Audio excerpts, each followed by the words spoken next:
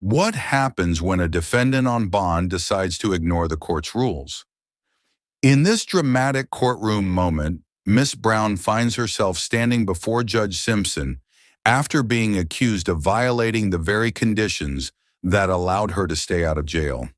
The court reveals serious allegations. According to the monitoring records, Miss Brown's electronic tether was tampered with for nearly 12 hours, raising immediate red flags for the court. On top of that, she reportedly tested positive for alcohol, another clear violation of her bond conditions while dealing with substance-related issues. But Miss Brown strongly denies the accusations. She tells the judge that she was staying at a secure shelter during the time the violations supposedly happened. She even suggests that the monitoring device may have been malfunctioning and needed servicing. However, the judge appears unconvinced by these explanations. As the hearing continues, things take an even more serious turn. The judge reminds Miss Brown that a bench warrant had already been issued earlier because she failed to turn herself in as ordered by the court. Her explanation? She claims she simply didn't have a ride to get there. Judge Simpson makes it clear that excuses like these are not enough in a courtroom.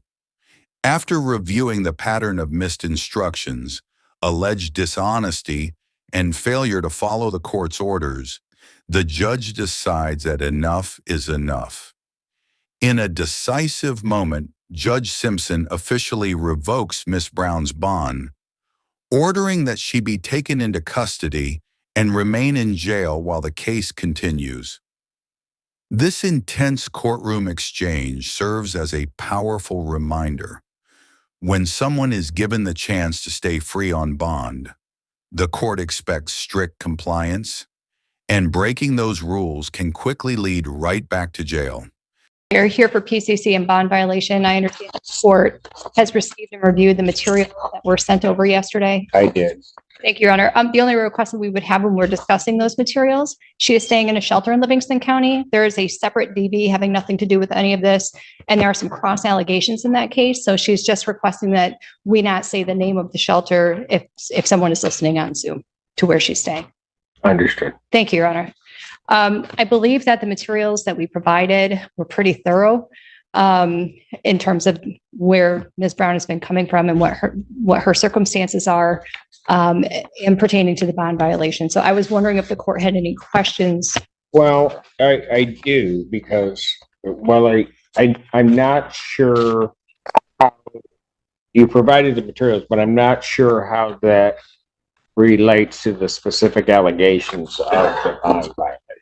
Because what I have, certainly, maybe one might be able to look at the consumption of alcohol, but there was a tampering that occurred for a 12-hour period. So I am going to let Ms. Brown address that herself with the court. You can explain to him where you're at in terms of the allegation. But I had forwarded her the reports the same day. And just so that Your Honor knows, she did intend to turn herself into the jail this morning, but she was unable to get a ride this morning. And so she's here for in-person court this afternoon. So regarding the tamper on 6/23 and then the positive on 6/25, the court is looking for either an explanation or an admission as to these two.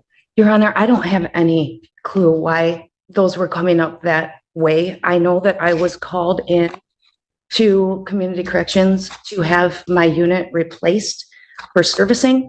And when on my way there, Ms. Julian called me and said that she received a notification from courts that I had a tampering and violation that she would, wanted clarification about. And I had no idea what she was talking about. I told her that I was just called in to do a replacement on the unit itself. I have only been at La Casa AA meetings and with AA people because I don't currently have transportation and a license to get myself to and from these places. And I have not had access or been in the environments of drinking whatsoever. The only events outside of AA are AA events that I've been to, such as there was a sober rave in Royal Oak that I'd gone to, but that wasn't even in the dates in question. So I'll stop with that. But I was completely confused. So I had the unit replaced. And while at community corrections, they had told me that I had this tampering and violation, 2 counts. And I was in for my reading the week before during this time, and they said that I was all set, good to go. We'll see you next week. And so I was really unsure why I was getting that unless it was due to needing servicing. But I have saying, Your Honor, this is way too important. Well, hold on a second. Just so that we're clear before you go on with your story. Okay. On June 23rd at the 12:56 a.m. time, Yes, sir. that's when the tamper is detected Okay. with the unit. On the 25th, there isn't a tamper. It's just drinking. Again, I don't know why it's coming up with that unless the servicing part of it needed it. Because at the shelter where I'm currently residing, there's a locked door policy from 11:30 p.m. until 7 in the morning.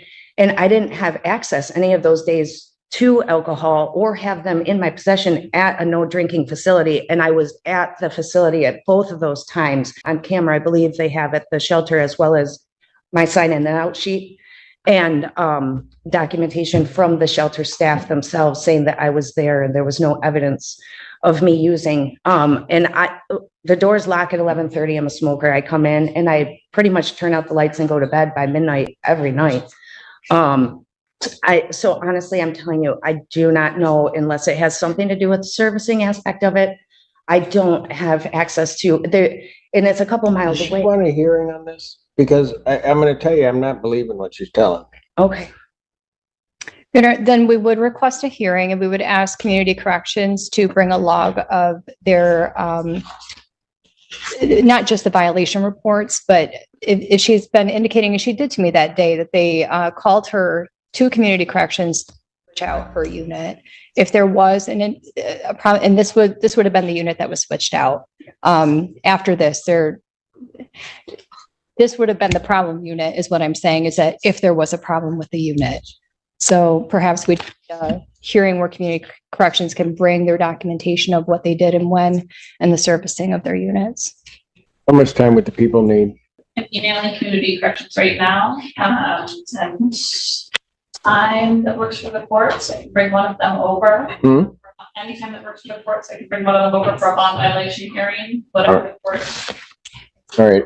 I'll set it for August. I'll set the bond violation hearing as to bond in this case. Now, what I'm worried about is I issued a bench warrant without bond. I understand, Your Honor. I informed Ms. Brown of that the same day that the court issued the warrant. I did instruct her to turn herself into the jail. I do believe that part toward the end of her letter that was directed to the court expresses that she was emotionally really grappling with coming into custody based on all of her circumstances that were outlined. I have continued to encourage her to turn herself into the jail. She was going to do so this morning, but she does not drive. And Ms. Julian, and I'll just tell you, that's part of my problem. Part of my problem is I know how you operate, Ms. Julian. You told your client, tell them what the right thing to do is, and they don't do it. And then today, or yesterday when we received the information and we understood she was going to turn herself in that morning. And so we were then trying to make sure that she was going to be on the docket at the proper time so we'd see her. So she was just sitting there and she doesn't turn herself in. And my staff, we're going all around trying to figure out where she is. And then I get an excuse, she doesn't have a ride here. I just don't think she's going to do what anybody asked her to do. She's just going to make her own call on all this stuff. And I appreciate the circumstance that she's in and have great sympathy regarding that, but I can't let you just go around violating what the court says you need to do. In the next week before the first medical alcohol treatment with another drug testing per bond order. And I also have general therapy with my counselor, my therapist, all of those appointments, as well as some medical appointments. that are all before the 1st of August. I have not left the state, and I was here this morning. Was not able to get here to turn myself in, but I was here for this hearing, and I can assure you I'll be here on the 1st. I really need to make these appointments.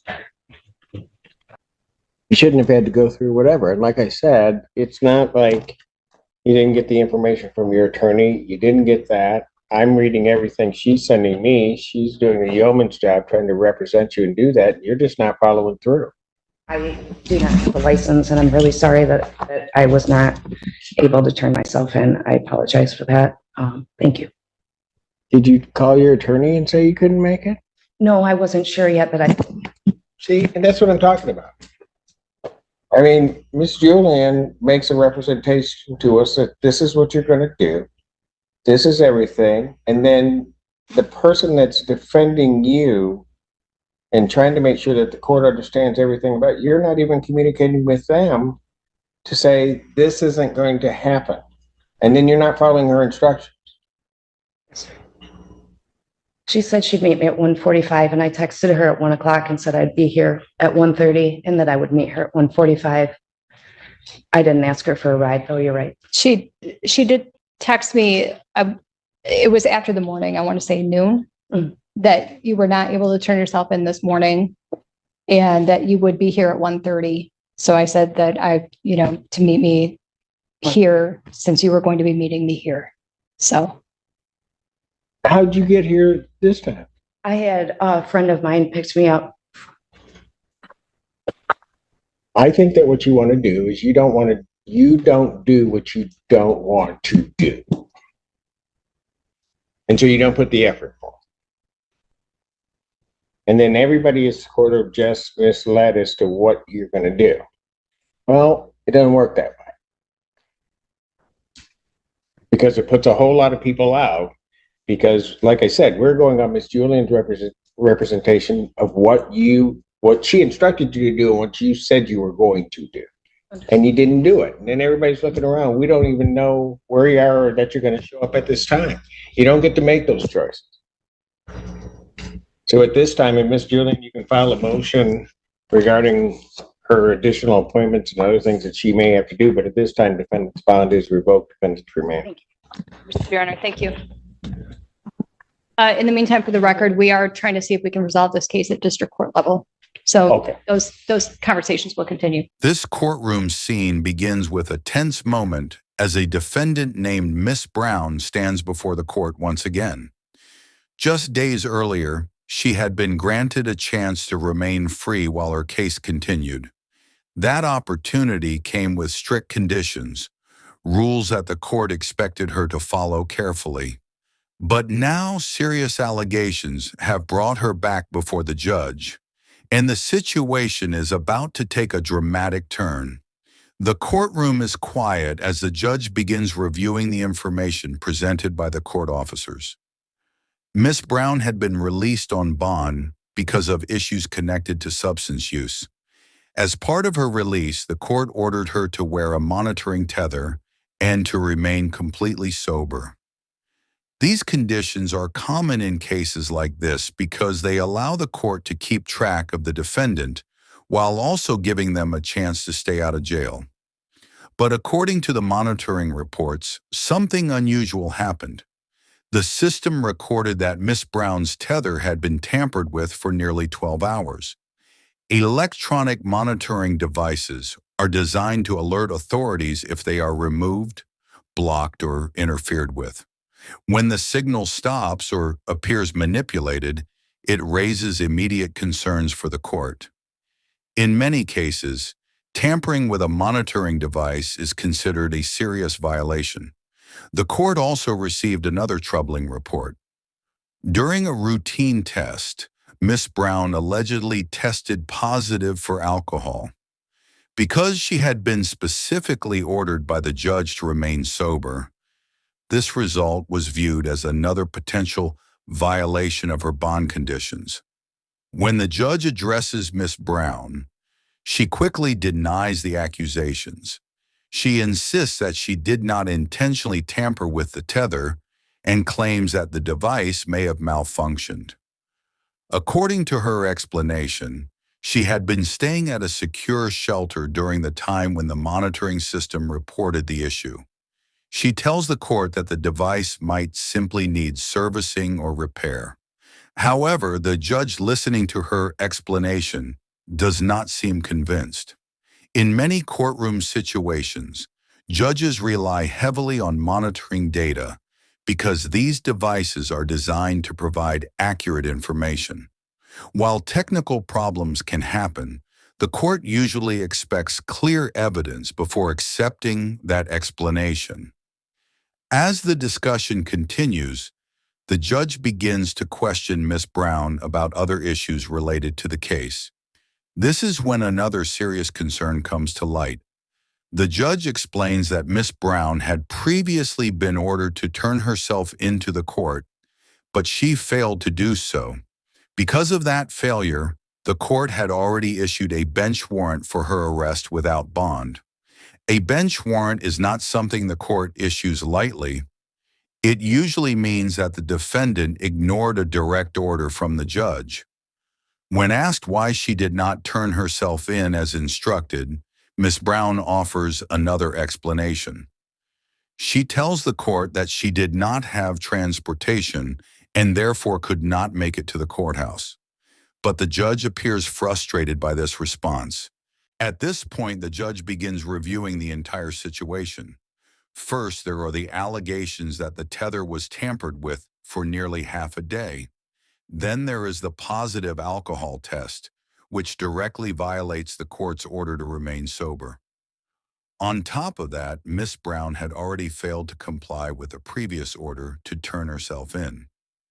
Taken together, these issues start to paint a troubling picture for the court. Judges must constantly make decisions about trust. When someone is released on bond, the court is essentially trusting that person to follow the rules in return for future hearings. If that trust begins to break down, the judge has the authority to reconsider the decision. During the hearing, the judge explains that bond is not a guaranteed right. Instead, it is a privilege given to defendants who demonstrate that they can follow the court's instructions. If a defendant violates those instructions, the court can revoke that privilege. The tension in the courtroom grows as Miss Brown listens to the judge's concerns. She continues trying to defend herself, repeating that she did not intentionally interfere with a monitoring device and insisting that she had been staying in a shelter during the time in question. But the judge remains skeptical. From the court's perspective, the pattern of behavior is becoming difficult to ignore. Each explanation offered by Miss Brown seems to raise more questions rather than resolve the concerns. The judge points out that ignoring court orders, testing positive for alcohol, and appearing to tamper with monitoring equipment are all serious issues on their own. When they happen together, they suggest that the defendant may not be taking the court's conditions seriously. After listening to the arguments and reviewing the reports, the judge prepares to make a decision. Everyone in the courtroom understands that this moment is critical.